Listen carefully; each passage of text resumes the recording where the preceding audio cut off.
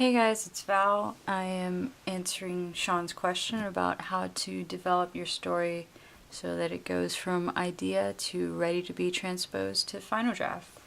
So, before we can start with our story, we need to have a clear protagonist. This is the guy who's going to drive our story. He's going to call the shots, drive the action, make all the big decisions.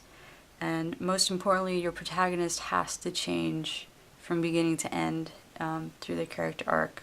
So you want to make sure when you start them off that there are character flaws, that there's room for growth there, so that we can be excited when they change at the end. Your protagonist is also going to need to have goals. They have wants and they have needs. And your character arc itself is able to be seen most clear when your character decides that what they want is different from what they need, and that usually happens at the midpoint, but we'll get to that later. But just know that that is where we see the most of character development, is in that realization and that change.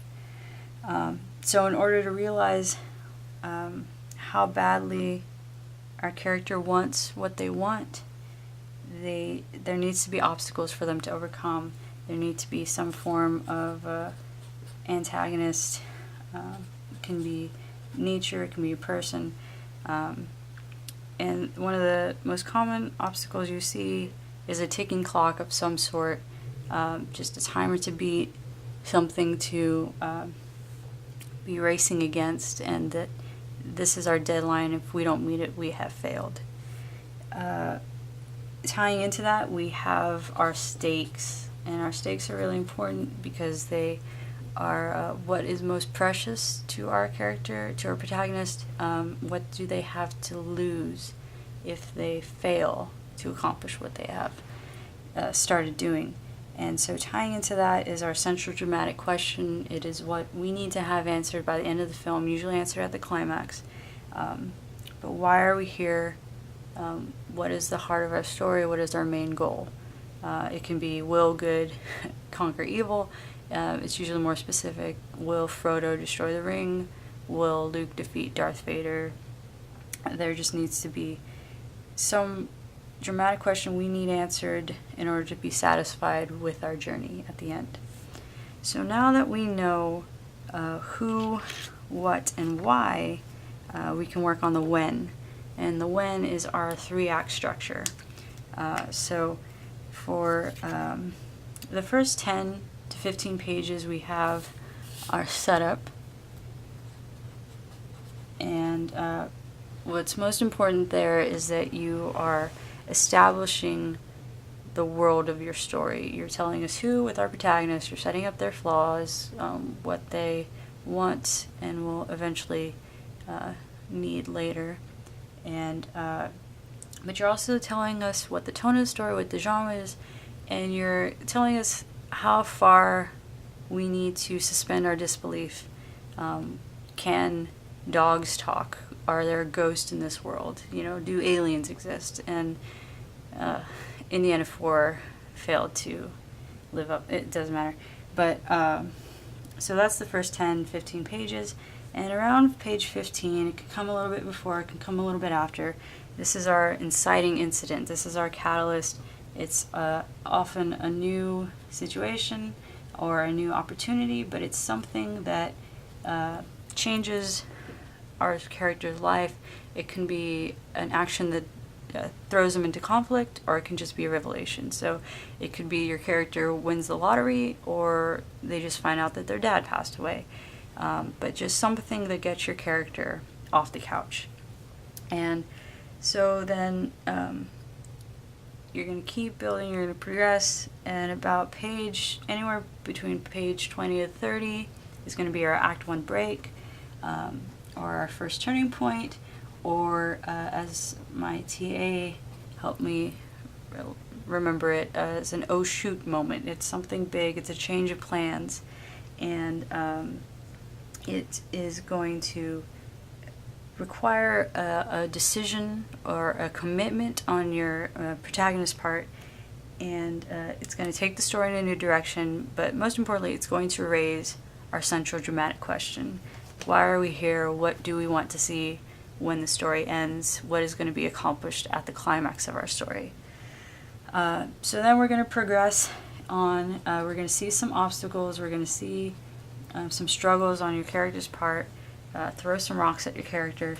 And you're going to have complications. About page 50 to 60, halfway through, is our midpoint. And this is important because it is our point of no return. This is when your character decides that what they want is not necessarily what they need, and they're going to change their plans accordingly, and the stakes are going to be raised. You want your stakes raised throughout this entire process, or your audience is going to get bored.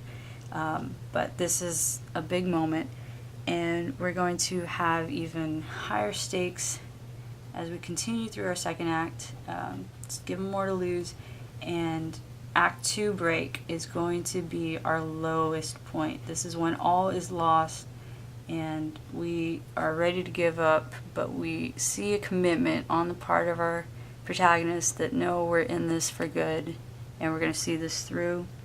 When we make the choice to push for the climax.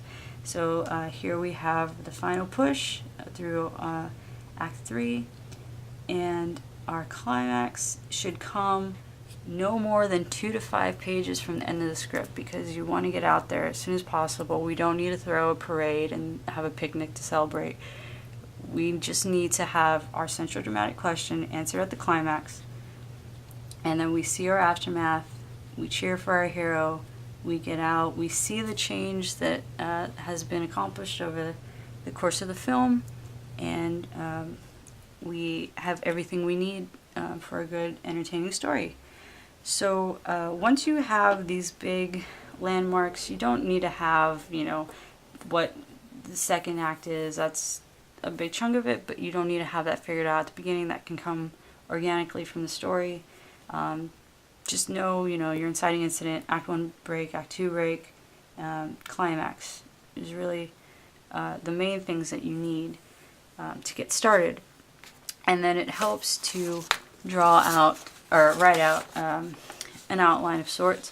So this is from Casablanca. It's got Act 1, Act 2, just basic paragraphs, what we're going to see in each of these.